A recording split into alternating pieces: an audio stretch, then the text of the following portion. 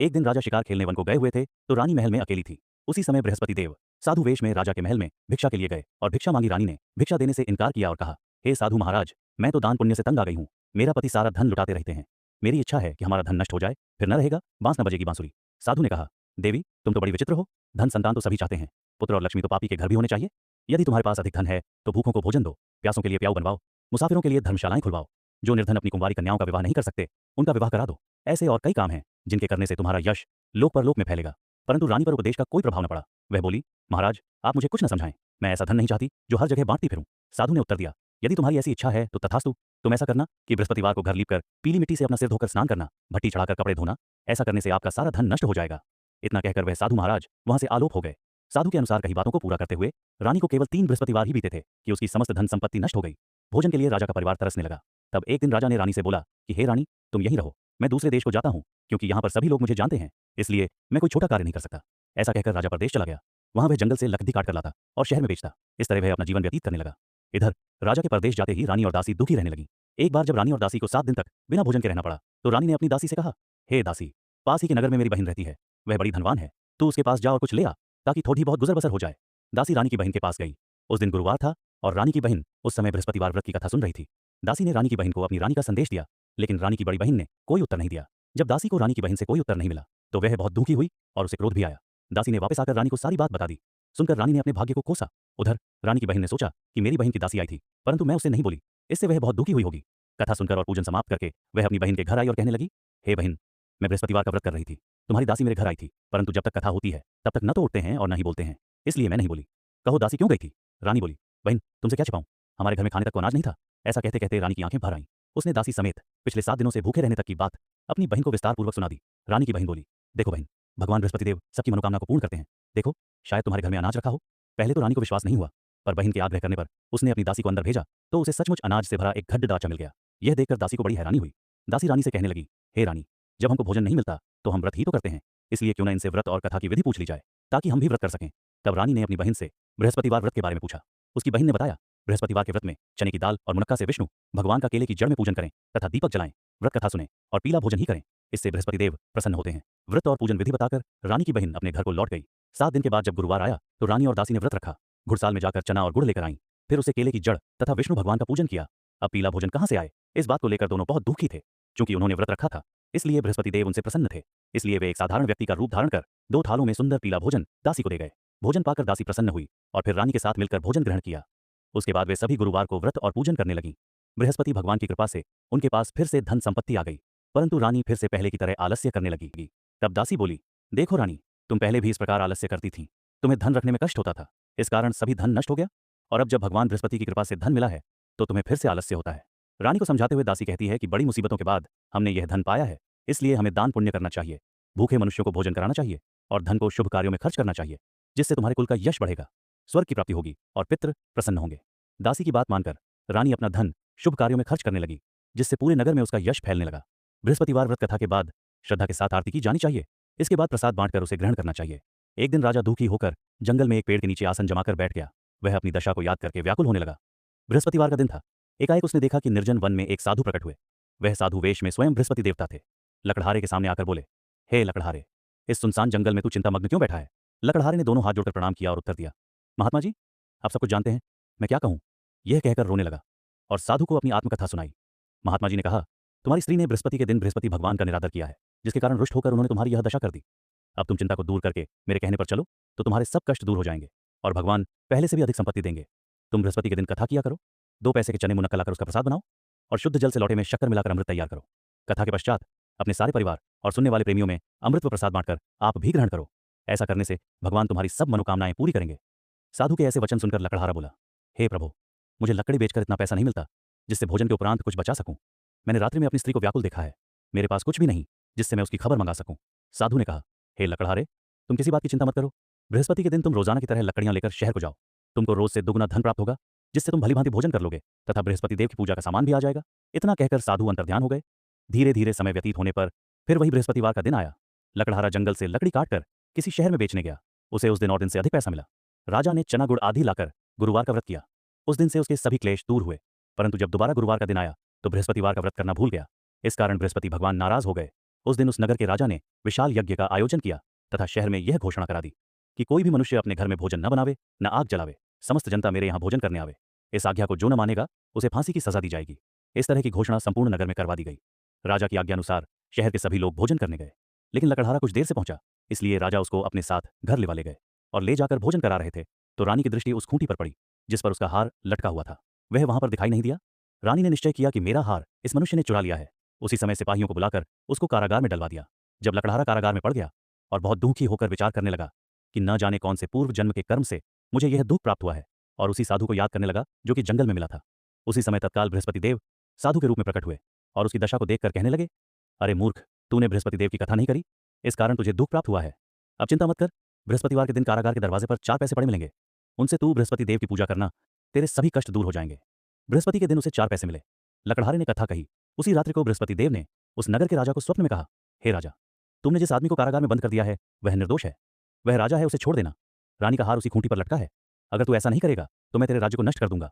इस तरह रात्रि के स्वप्न को देखकर राजा प्रातःकाल उठा और खूंटी पर हार देखकर लकड़हारे को बुलाकर क्षमा मांगी तथा लकड़हारे को योग्य सुंदर वस्त्र आभूषण देकर विदा कर दिया। बृहस्पति देव की आज्ञानुसार लकड़हारा अपने नगर को चल दिया। राजा जब अपने नगर के निकट पहुंचा तो उसे बड़ा आश्चर्य हुआ। नगर में पहले से अधिक बाग, तालाब, कुएं तथा बहुत सी धर्मशाला, मंदिर आदि बन गई हैं। राजा ने पूछा, यह किसका बाग और धर्मशाला है? तब नगर के सब लोग कहने लगे, यह सब रानी और बांदी के हैं। तो राजा को आश्चर्य हुआ और गुस्सा भी आया। जब रानी ने यह खबर सुनी कि राजा आ रहे हैं तो उन्होंने बांदी से कहा कि हे दासी, देख राजा हमको कितनी बुरी हालत में छोड़ गए थे, हमारी ऐसी हालत देखकर वह लौट न जाए, इसलिए तू दरवाजे पर खड़ी हो जा। आज्ञानुसार दासी दरवाजे पर खड़ी हो गई। राजा आए तो उन्हें अपने साथ लेवा लाई। तब राजा ने क्रोध करके अपनी रानी से पूछा कि यह धन तुम्हें कैसे प्राप्त हुआ है? तब उन्होंने कहा, हमें यह सब धन बृहस्पति देव के इस व्रत के प्रभाव से प्राप्त हुआ है। राजा ने निश्चय किया कि 7 रोज बाद तो सभी बृहस्पति देव का पूजन करते हैं, परंतु मैं प्रतिदिन दिन में 3 बार कहानी तथा रोज व्रत किया करूंगा। अब हर समय राजा के दुपट्टे में चने की दाल बंधी रहती तथा दिन में 3 बार कहानी कहता। एक रोज राजा ने विचार किया कि चलो अपनी बहन के यहाँ हो आवें। इस तरह निश्चय कर राजा घोड़े पर सवार हो अपनी बहन के यहाँ को चलने लगा। मार्ग में उसने देखा कि कुछ आदमी एक मुर्दे को लिए जा रहे हैं। उन्हें रोककर राजा कहने लगा, अरे भाइयों, मेरी बृहस्पति देव की कथा सुन लो। वे बोले, लो, हमारा तो आदमी मर गया है, इसको अपनी कथा की पड़ी है। परंतु कुछ आदमी बोले, अच्छा कहो, हम तुम्हारी कथा भी सुनेंगे।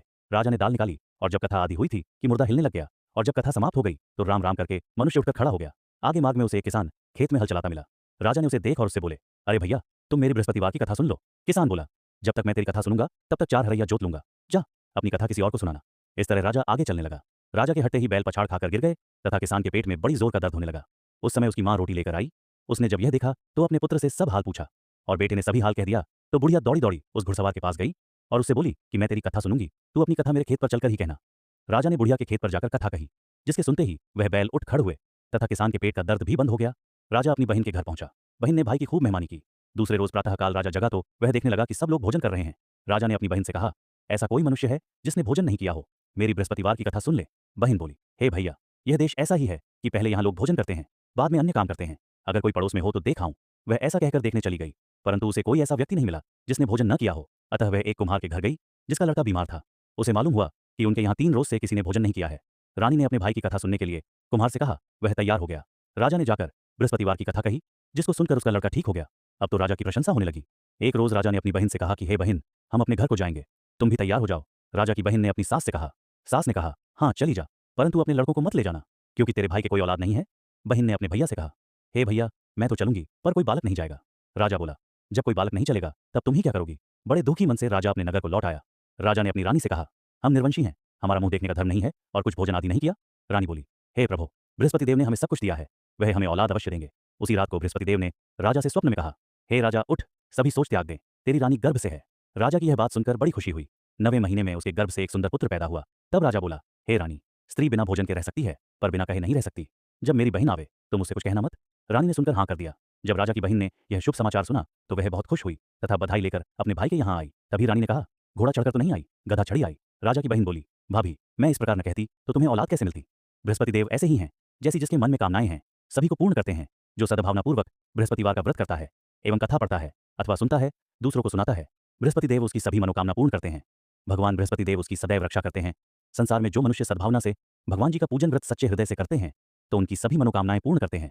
जैसी सच्ची भावना से रानी और राजा ने उनकी कथा का गुणगान किया तो उनकी सभी इच्छाएं बृहस्पति देव जी ने पूर्ण की थीं। इसलिए पूर्ण कथा सुनने के बाद प्रसाद लेकर जाना चाहिए। हृदय से उसका मनन करते हुए जयकारा बोलना चाहिए। बोलो बृहस्पति देव की जय, भगवान विष्णु की जय। बृहस्पति देव की कथा। प्राचीन काल में एक ब्राह्मण रहता था। वह बहुत निर्धन था। उसके कोई संतान नहीं थी। उसकी स्त्री बहुत मलिनता के साथ रहती थी। वह स्नान न करती, किसी देवता का पूजन न करती। इससे ब्राह्मण देवता बड़े दुखी थे। बेचारे बहुत कुछ कहते थे, किंतु उसका कुछ परिणाम न निकला। भगवान की कृपा से ब्राह्मण की स्त्री के कन्या रूपी रत्न पैदा हुआ। कन्या बड़ी होने पर प्रातः स्नान करके विष्णु भगवान का जाप व बृहस्पतिवार का व्रत करने लगी। अपने पूजन पाठ को समाप्त करके विद्यालय जाती तो अपनी मुट्ठी में जौ भर के ले जाती और पाठशाला के मार्ग में डालती जाती। तब ये जौ स्वर्ण के, जो जाते लौटते समय उनको बीन कर घर ले आती थी। एक दिन वह बालिका सूप में उस सोने के जौ को फटक कर साफ कर रही थी कि उसके पिता ने देख लिया और कहा, हे बेटी, सोने के जौ के लिए सोने का सूप होना चाहिए। दूसरे दिन बृहस्पतिवार था। इस कन्या ने व्रत रखा और बृहस्पति देव से प्रार्थना करके कहा, मैंने आपकी पूजा सच्चे मन से की हो तो मेरे लिए सोने का सूप दे दो। बृहस्पति देव ने उसकी प्रार्थना स्वीकार कर ली। रोजाना की तरह वह कन्या जौ फैलाती हुई जाने लगी। जब लौटकर जौ बीन रही थी तो बृहस्पति देव की कृपा से सोने का सूप मिला। उसे वह घर ले आई और उसमें जौ साफ करने लगी, परंतु उसकी मां का वही ढंग रहा। एक दिन की बात है कि वह कन्या सोने के सूप में जौ साफ कर रही थी। उस समय उस शहर का राजपुत्र वहां से होकर निकला। इस कन्या के रूप और कार्य को देखकर मोहित हो गया तथा अपने घर आकर भोजन तथा जल त्याग कर उदास होकर लेट गया। राजा को इस बात का पता लगा तो अपने प्रधानमंत्री के साथ उसके पास गए और बोले, हे बेटा, तुम्हें किस बात का कष्ट है? किसी ने अपमान किया है अथवा और कारण हो सो कहो, मैं वही कार्य करूंगा जिससे तुम्हें प्रसन्नता हो। अपने पिता की राजकुमार ने बातें सुनी तो वह बोला, मुझे आपकी कृपा से किसी बात का दुख नहीं है। किसी ने मेरा अपमान नहीं किया है, परंतु मैं उस लड़की से विवाह करना चाहता हूं जो सोने के सूप में जौ साफ कर रही थी। यह सुनकर राजा आश्चर्य में पड़ गया और बोला, हे बेटा, इस तरह की कन्या का पता तुम ही लगाओ। मैं उसके साथ तेरा विवाह अवश्य ही करवा दूंगा। राजकुमार ने उस लड़की के घर का पता बतलाया। तब मंत्री उस लड़की के घर गए और ब्राह्मण देवता को सभी हाल बतलाया। ब्राह्मण देवता राजकुमार के साथ अपनी कन्या का विवाह करने के लिए तैयार हो गए तथा विधि विधान के अनुसार ब्राह्मण की कन्या का विवाह राजकुमार के साथ हो गया। कन्या के घर से जाते ही पहले की भांति उस ब्राह्मण देवता के घर में गरीबी का निवास हो गया। अब भोजन के लिए भी अन्न बड़ी मुश्किल से मिलता था। एक दिन दुखी होकर ब्राह्मण देवता अपनी पुत्री के पास गए। बेटी ने पिता की दुखी अवस्था को देखा और अपनी मां का हाल पूछा। तब ब्राह्मण ने सभी हाल कहा। कन्या ने बहुत सा धन देकर अपने पिता को विदा कर दिया। इस तरह ब्राह्मण का कुछ समय सुखपूर्वक व्यतीत हुआ। कुछ दिन बाद फिर वही हाल हो गया। ब्राह्मण फिर अपनी कन्या के यहाँ गया और सारा हाल कहा तो लड़की बोली, हे पिताजी, आप माताजी को यहाँ लिवा लाओ, मैं उसे विधि बता दूंगी जिससे गरीबी दूर हो जाए। वह ब्राह्मण देवता अपनी स्त्री को साथ लेकर पहुंचे तो अपनी मां को समझाने लगी, हे मां, तुम प्रातःकाल प्रथम स्नानादि करके विष्णु भगवान का पूजन करो तो सब दरिद्रता दूर हो जाएगी। परंतु उसकी मांग ने एक भी बात नहीं मानी और प्रातःकाल उठकर अपनी पुत्री के बच्चों की जूठन को खा लिया। इससे उसकी पुत्री को भी बहुत गुस्सा आया और एक रात को कोठरी से सभी सामान निकाल दिया और अपनी मां को उसमें बंद कर दिया। प्रातःकाल उसे निकाला तथा स्नानादि करा के पाठ करवाया तो उसकी मां की बुद्धि ठीक हो गई और फिर प्रत्येक बृहस्पतिवार को व्रत रखने लगी। इस व्रत के प्रभाव से उसके मां बाप बहुत ही धनवान और पुत्रवान हो गए और बृहस्पति जी के प्रभाव से इस लोक के सुख भोग कर स्वर्ग को प्राप्त हुए। सब बोलो विष्णु भगवान की जय, बोलो बृहस्पति देव की जय।